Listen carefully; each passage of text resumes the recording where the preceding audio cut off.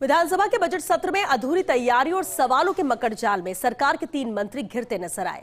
प्रश्नकाल के दौरान जमकर हंगामा हुआ। जनजातीय आश्रम छात्रावास में खाद्य सामग्री की आपूर्ति मामले में जनजातीय मंत्री बाबूलाल खराड़ी, चौमू नगर परिषद में लगे संविदा कर्मियों के मामले में यूडीएच मंत्री झाबर सिंह खर्रा और विश्वविद्यालयों द्वारा निर्धारित स्वयं पाठीय विद्यार्थियों के विमर्श शुल्क मामले में उच्च शिक्षा मंत्री और deputy CM doctor Premchand Bairwa संतोषजनक जवाब नहीं दे पाए।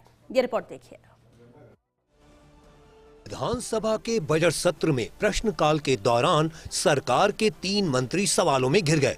सदन में कांग्रेस विधायक अर्जुन सिंह बामनिया ने जनजाति क्षेत्र के छात्रावासों में खाद्य सामग्री की दरों में अंतर और संभावित वित्तीय गड़बड़ी का मामला उठाया। उन्होंने मंत्री बाबूलाल खराड़ी से आपूर्ति की दरें पूछी, लेकिन स्पष्ट उत्तर नहीं मिलने पर विपक्ष ने जोरदार हंगामा किया। विपक्ष के नेताओं ने मामले में निष्पक्ष जांच की मांग की। विधानसभा स्पीकर वासुदेव देवनानी ने पूरे प्रकरण की गहन जांच के निर्देश दिए।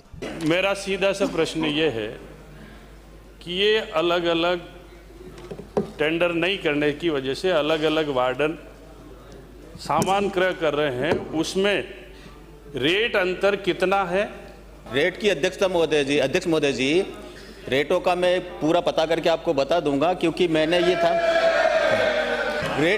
रेटें बदलती रहती है मार्केट के हिसाब से, तो जो भी आपको बता दूंगा। आदिवासी क्षेत्र के गरीब बच्चों से जुड़ा हुआ ये मामला है और जिसमें भ्रष्टाचार की बू नजर आ रही है।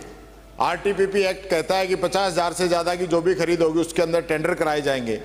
आपने टेंडर कराने की बजाय सब हॉस्टल वार्डनों को अलग अलग बजट भेज दिया ताकि टेंडर नहीं कराने पड़े। आप टेंडर से क्यों बचना चाहते हो? सबसे पहला तो मेरा एक क्वेश्चन है, आपने टेंडर क्यों नहीं कराया 2.25 साल से? और दूसरा मेरा क्वेश्चन है, जो आप बता रहे हो ना रेटे जो आप कह रहे हो उपभोक्ता भंडार से कम आ रही है, सल्ला पोर्ट में तो घी आ रहा है 800 रुपए लीटर और खेड़ा बड़ली पाड़ा में आ रहा है 550 रुपए लीटर और सुहागपुरा में आ रहा है 539 रुपए लीटर और रघुनाथपुरा में आ रहा है 408 रुपए लीटर। यानी कि एक ही विभाग का 4 रेट सब हॉस्टल्स के अंदर। ये अध्यक्ष जी, इसकी पूरी जांच होनी चाहिए। बहुत बड़ा भ्रष्टाचार है। ये मैं निवेदन आपसे करना चाहूंगा, आप इनको निर्देश दें कि पूरे प्रकरण की जांच और जो जो दोषी हैं उन पे कार्रवाई हो।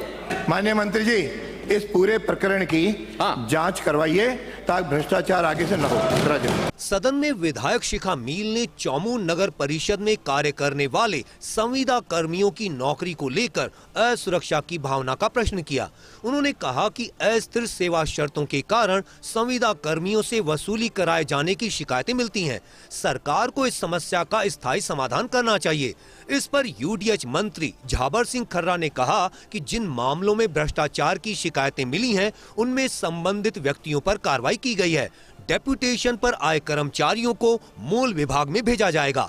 संविदा कर्मियों की भविष्य निधि और ईएसआई जमा करवाना प्लेसमेंट एजेंसी की जिम्मेदारी है, अन्यथा भुगतान रोका जाएगा। आम जन की समस्याओं के त्वरित समाधान हेतु संविदा कार्मिक नियोजित किए जा रहे हैं, पर खेद के साथ कहना पड़ रहा है कि चोमू ही नहीं अपितु संपूर्ण राजस्थान में संविदा कर्मियों में जॉब को लेकर एक असुरक्षा की भावना है और उसका फायदा उठाकर उच्च अधिकारी इनके मार्फत वसूली कराते हैं। मंत्री महोदय से पूछना चाहती हूं कि संविदा कर्मियों की इस व्यथा को देखते हुए क्या राज्य सरकार संविदा कर्मियों की रोजगार सुरक्षा और जवाबदेहिता दोनों के मद्देनजर कोई स्थायी समाधान का विचार करती है, या ये सारा भ्रष्टाचार का खेल यूं ही चलते रहना देना है? चाहे संविदा कर्मी हो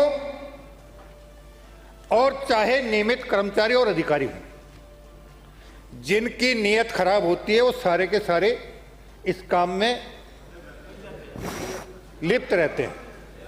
अभी इन्होंने नगर निगम का एक उदाहरण दिया है।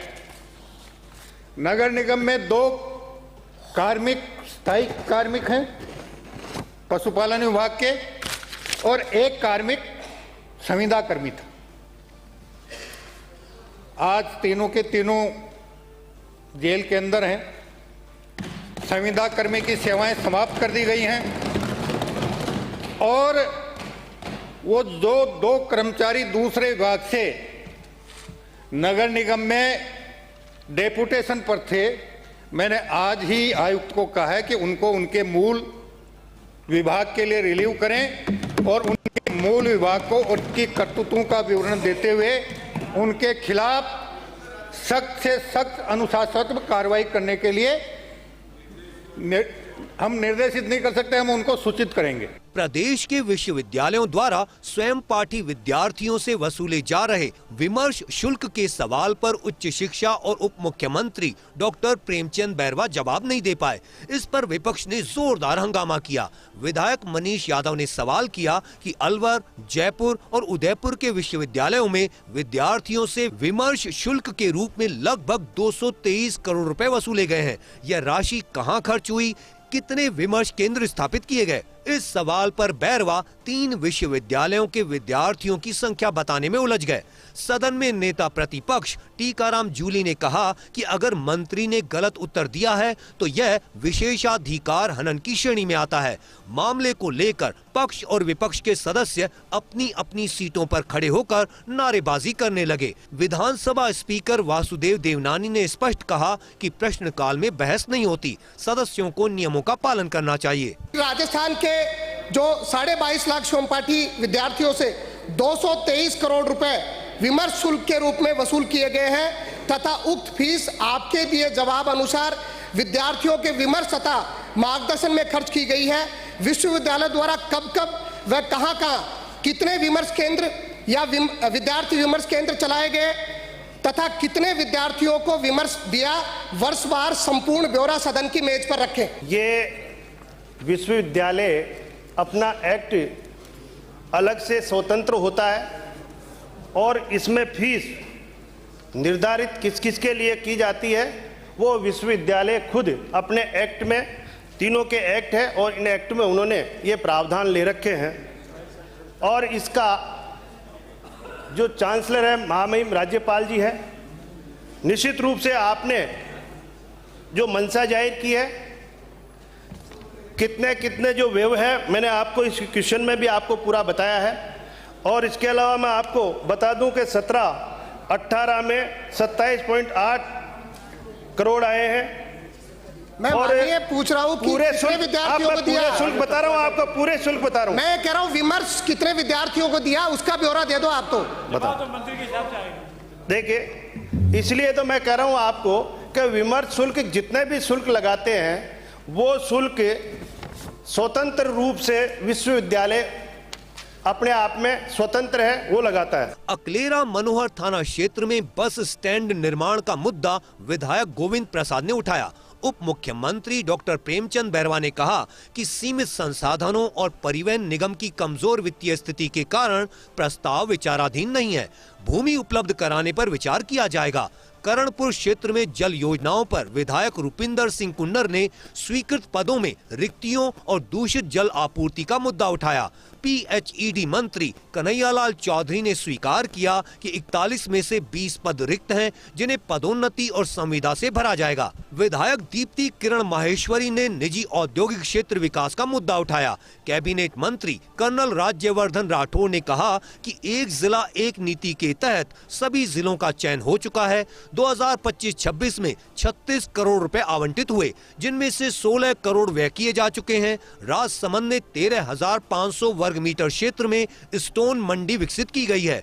बिशन संबंध बांध की नहर निर्माण पर विधायक घनश्याम के प्रश्न पर मंत्री सुरेश सिंह रावत ने बताया कि स्वीकृति अगस्त में दी जा चुकी थी। निविदा प्रक्रिया के बाद जल्द कार्य शुरू होगा।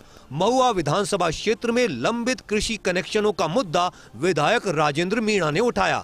इस पर ऊर्जा राज्य मंत्री हीरालाल नागर ने बताया कि नई कट ऑफ तिथि जारी होने के बाद वरीयता के आधार पर कनेक्शन दिए जाएंगे। अक्सर हमने देखा है जब मंत्री पूरी तैयारी से सदन में नहीं आते हैं और प्रश्नकर्ता मुखर होकर सवाल दर सवाल दाग देते हैं, तब यह तय हो जाता है कि मंत्री घिर चुके हैं। जवाब देने की नौबत भी पूरी नहीं आ पाई कि स्पीकर को दखल देना पड़ा और कहना पड़ा